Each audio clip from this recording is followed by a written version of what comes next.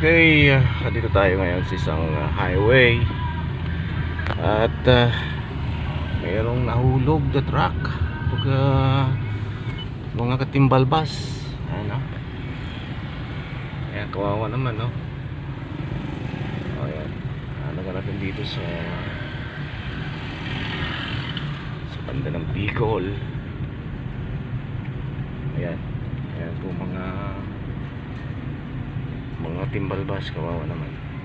Mabuti na lang hindi gaano na damage yung truck. Palibasa malambot yung lupa gawa nung kauudan. Oh, ay simute pala sa kwan, sa drainage.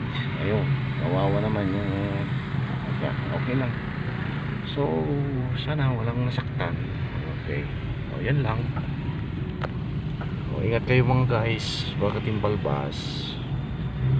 Wala dito sa kabukiran ng Bicol. Nag-uulat si Tim Balbas.